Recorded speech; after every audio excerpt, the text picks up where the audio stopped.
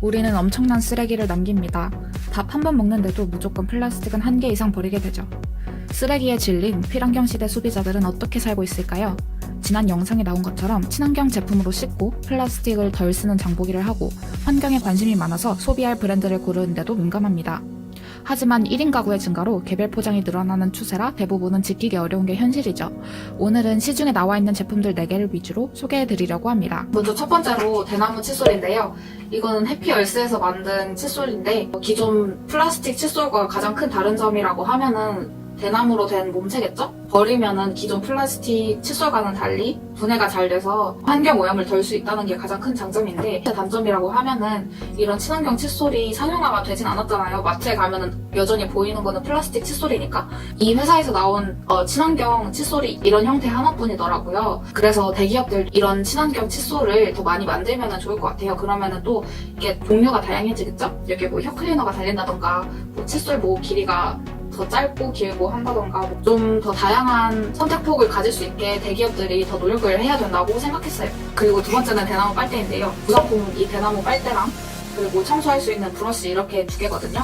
단점이라면은 그 대나무 칫솔처럼 이 빨대도 대나무 특유의 그 나무 향이 있기 때문에 먹고자 하는 이 음료수의 맛 본연 그 자체가 잘 안 느껴져서 그게 단점이긴 해요. 하지만 이거는 뭐 다른 스테인리스 빨대나 유리 빨대, 또 먹을 수 있는 빨대 등 여러 가지 대형 빨대가 있기 때문에 그거는 골라서 쓸 수 있을 것 같아요. 그리고 이렇게 주머니에 담겨져 있었거든요. 그래서 이렇게 들고 다니면서 밖에서 빨대가 필요한 경우에 플라스틱 빨대를 쓰기보다 대형 빨대를 쓸 수 있도록 휴대성을 높여준 것 같아요.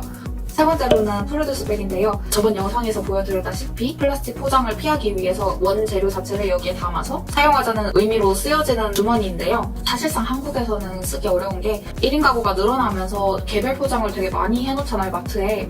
그래서 아예 처음부터 플라스틱 포장이 되어 있어가지고 그거를 피할 수 없게끔 되어 있는 환경이고, 또 여기에 쓸 수 있는 게 야채나 과일 같은 정도가 다인데, 장을 보러 가서 개별 포장이 안 된 상품을 사려면 재래시장이나 도매시장을 가야 하는데 또 이런 곳은 막상 주변에 많이 없기도 하고 1인 가구들이 원하는 만큼만 사기 어렵기 때문인 것 같아요. 친환경적인 장보기를 할 수 있게끔 하려면은 시장이나 마트 자체에서 플라스틱 포장 용기를 담지 않고 원재료를 자기가 원하는 만큼 개량해서 가져갈 수 있도록 제로 웨이스트 샵에서 보여지는 그런 방식 그대로 가져가야 하는데, 국내에서는 아직 그런 게 제로 웨이스트 샵 지구랑 더 피커밖에 없고, 지구도 취급하는 품목이 적어서 또 불편하기도 하고 이게 더 많아져야 한다고 생각을 해요.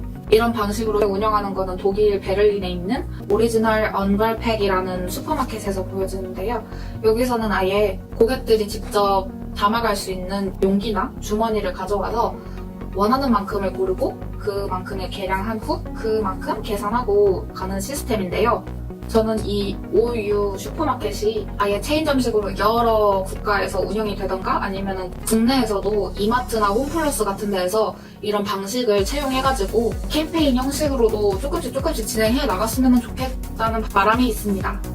네 번째로는 비누입니다. 저번 영상에서 말씀드렸다시피 플라스틱 용기에 담긴 세면용품을 쓰는 것보다 쓰레기가 아예 안 나오는 방식이기 때문에 가장 친환경적인 방식이라고 할 수 있는데요. 단점이라고 하면은 역시나 상용화가 안 되기 때문에 비누를 구할 수 있는 경로가 되게 제한적이라는 게 단점이에요. 샴푸바나 샤워바를 접할 수 있는 대표적인 브랜드 러쉬를 가거나 혹은 직접 핸드메이드로 만드는 그런 셀슈머들을 찾아가거나 직접 만들거나 이렇게 3가지 방법인데, 비누 같은 경우에도 대기업들이 여러 세면용품에서 만들었으면 좋겠어요. LG에서 나오는 뽑아서 쓰는 세제 있잖아요. 그것도 플라스틱 쓰레기가 안 나오기 때문에 친환경적인 제품이거든요. 그것처럼 이제 대기업들도 샴푸나 바디워시 같은 그런 액체 형식의 제품들을 팔 때는 고체 형식으로 만드는 세면용품들이 더 상용화됐으면 좋을 것 같아요.